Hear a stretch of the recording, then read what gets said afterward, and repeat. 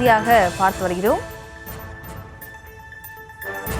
10.62 லட்சம் கோடி ரூபாய் முதலீடு வந்துள்ளதாக திமுக கூறிய நிலையில் பச்சை போய் என்று அன்புமணி தெரிவித்திருக்கிறார். அந்த அண்மை செய்தியை பார்த்து வருகிறோம். மேலும் அவர்களோடு இணைகிறார் நமது செய்தியாளர் ராஜேஷ்.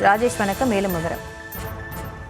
வணக்கம். தமிழக முதலமைச்சர் மு.க.ஸ்டாலின் அவர்கள் தொழில் முதலீடுகளை ஈர்ப்பதற்காக வெளிநாட்டு பயணம் மேற்கொண்டிருக்கக்கூடிய நிலையில் அன்புமணி ராமதாஸ் அறிக்கை ஒன்றை வெளியிட்டிருக்கிறார். அதில் ரூபாய் 10.62 லட்சம் கோடி முதலீடு வந்துவிட்டதா, பச்சை பை ஒன்றுதான் திமுகவின் முதலீடு என்று அவர் கடுமையாக விமர்சனத்தை முன்வைத்திருக்கின்றார்.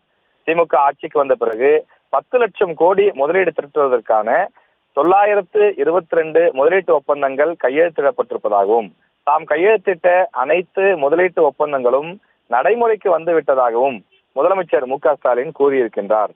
திமுக அரசு கையெழுத்திட்ட முதலீட்டு ஒப்பந்தங்களில் 10% கூட நடைமுறைக்கு வராத நிலையில் அனைத்து முதலீடுகளும் நடைமுறைக்கு வந்துவிட்டதாக முதலமைச்சர் மு.க.ஸ்டாலின் கூறுவதை விட பச்சை பொய் எதுவும் இருக்க முடியாது என அன்புமணி காட்டமாக தன்னுடைய அந்த விமர்சன அறிக்கையை வெளியிட்டிருக்கிறார். தமிழ்நாட்டிற்கு தொழில் முதலீடுகளை ஈர்த்து வரப்போவதாக கூறி முதலமைச்சர் மு.க.ஸ்டாலின் அவர்கள் ஜெர்மனி, இங்கிலாந்து ஆகிய நாடுகளுக்கு 9 நாள் பயணமாக சுற்றுலா சென்றிருக்கிறார் எனவும், அதற்கு முன் சென்னை விமான நிலையத்தில் அவர் அளித்த அந்த பேட்டியை குறிப்பிட்டு அதில் பல்வேறு விமர்சனங்கள் இருப்பதாகவும், அவர் குறிப்பிட்டது போல அவ்வளவு முதலீடுகள் வரவில்லை என்றும் குறிப்பிட்டிருக்கிறார்.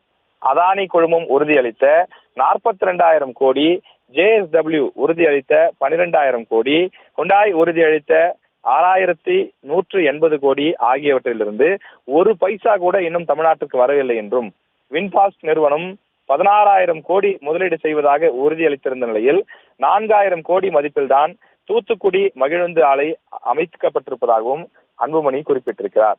சிங்கப்பூரை சேர்ந்த நிறுவனம் 37,538 கோடி ரூபாய்க்கான முதலீட்டு ஒப்பந்தத்தில் கையெழுத்திட்டிருந்த நிலையில் அதன் பசுமை அமோனியா ஆலைக்கு அண்மையில்தான் தூத்துக்குடியில் அடிக்கல் நாட்டப்பட்டிருக்கிறது எனவும், மீதமுள்ள நிறுவனங்கள் குறித்து எந்த விவரங்களையும் முதலமைச்சர் வெளியிடவில்லை என்றும் அவர் குறிப்பிட்டிருக்கிறார்.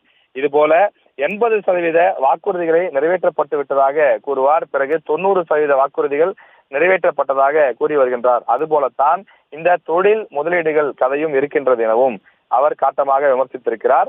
தொடர்ந்து இது போன்ற விஷயங்கள் உண்மை என்றால் தமிழக அரசு வெள்ளை அறிக்கை வெளியிட வேண்டும் எனவும் 4 ஆண்டுகளாக தொடர்ந்து பாமக இது குறித்து வலியுறுத்தி வருவதாகவும் அவர் கேட்டுக்கொண்டிருக்கிறார். விவரங்களுக்கு நன்றி ராஜேஷ்.